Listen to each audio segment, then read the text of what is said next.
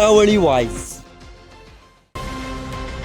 ಜೈ ದುರ್ಗಾಮಾತಾ credit ಸೌಹಾರ್ದ ಸಹಕಾರ ಸಂಘದ ನಿರ್ದೇಶಕ ಲಿಂಗರಾಜು ಕಲ್ಲುಟ್ಕರ್ ಹಾಗೂ ಅವರ ಸಹಚರರು 57 ಕೋಟಿ ರೂಪಾಯಿ ವಂಚನೆ ನಡೆಸಿರುವ ಪ್ರಕರಣವನ್ನು ಸಂಬಂಧಿತ ಇಲಾಖೆಗಳು ಗಂಭೀರವಾಗಿ ಪರಿಗಣಿಸದೆ ಮುಚ್ಚಿ ಹಾಕಲು ಪ್ರಯತ್ನಿಸುತ್ತಿವೆ ಎಂದು ಆರೋಪಿಸಿ ಸಂಘದಿಂದ ವಂಚನೆಗೊಳಗಾದ ಗ್ರಾಹಕರು ಶನಿವಾರ ಪ್ರತಿಭಟನೆ ನಡೆಸಿ ಹೆಚ್ಚುವರಿ ಜಿಲ್ಲಾಧಿಕಾರಿ ಸಾಜಿದ್ ಮುಲ್ಲಾ ಅವರಿಗೆ ಮನವಿ ಸಲ್ಲಿಸಿದರು. ಮಹಾತ್ಮ ಗಾಂಧಿ ಉದ್ಯಾನದಿಂದ ಆರಂಭವಾದ ಪ್ರತಿಭಟನಾ ಮೆರವಣಿಗೆ ಸುಭಾಷ್ ವೃತ್ತ, ಶಿವಾಜಿ ಸರ್ಕಲ್ ಸೇರಿದಂತೆ ನಗರದ ಪ್ರಮುಖ ಬೀದಿಗಳಲ್ಲಿ ಸಂಚರಿಸಿತು. ಪ್ರತಿಭಟನಾಕಾರರು ಸಿಐಡಿ ಹಾಗೂ ಲಿಂಗರಾಜ್ ಕಲ್ಕುಟ್ರವರ ವಿರುದ್ಧ ಘೋಷಣೆಗಳನ್ನು ಕೂಗಿದ್ರು.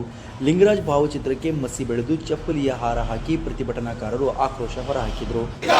ವಂಚಕ ಲಿಂಗರಾಜ್ ಕಲ್ಗುಟ್ಕರ್ಗೆ 56 ಕೋಟಿ ವಂಚಿತ ಲಿಂಗರಾಜ್ ಕಲ್ಗುಟ್ಕರ್ಗೆ 56 ಕೋಟಿ ಬೇಕೇ ಬೇಕು, ನ್ಯಾಯ ಬೇಕು, ಬೇಕೇ ಬೇಕು, ನ್ಯಾಯ ಬೇಕು, ಬೇಕೇ ಬೇಕು, ನ್ಯಾಯ ಬೇಕು, ಬೇಕೇ ಬೇಕು, ನ್ಯಾಯ ಬೇಕು, ಬೇಕೇ. ಸಂಬಂಧಿತ ಇಲಾಖೆಗಳು ಪ್ರಕರಣವನ್ನು ಗಂಭೀರವಾಗಿ ಪರಿಗಣಿಸುತ್ತಿಲ್ಲ. ಜುಲೈ 15ರ ಒಳಗಾಗಿ ಸೂಕ್ತ ಕ್ರಮ ಕೈಗೊಳ್ಳದಿದ್ದರೆ ವಿಧಾನಸೌಧದ ಎದುರು ಧರಣಿ ಸತ್ಯಾಗ್ರಹವನ್ನು ಹಮ್ಮಿಕೊಳ್ಳಲಾಗುತ್ತದೆ ಎಂದು ಗಜೇಂದ್ರ ನಾಯಕ್ ಎಚ್ಚರಿಕೆ ನೀಡಿದರು.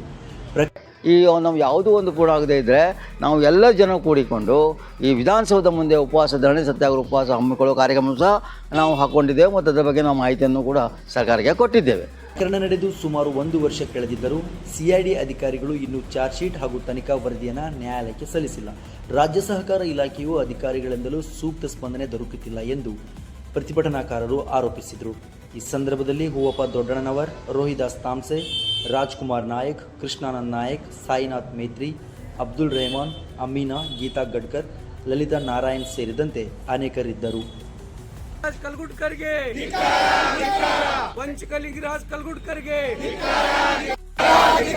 ಲಂಚಖೋರಿಗೆ ಲಂಚಖೋರಿಗೆ ಲಂಚಖೋರಿಗೆ ಭ್ರಷ್ಟ ಸಿಐಡಿ ಅಧಿಕಾರಿಗಳಿಗೆ ಭ್ರಷ್ಟ ಸಿಐಡಿ ಅಧಿಕಾರಿಗಳಿಗೆ ಭ್ರಷ್ಟ ಸಿಐಡಿ ಅಧಿಕಾರಿಗಳಿಗೆ ಭ್ರಷ್ಟ ಸಿಐಡಿ ಅಧಿಕಾರಿಗಳಿಗೆ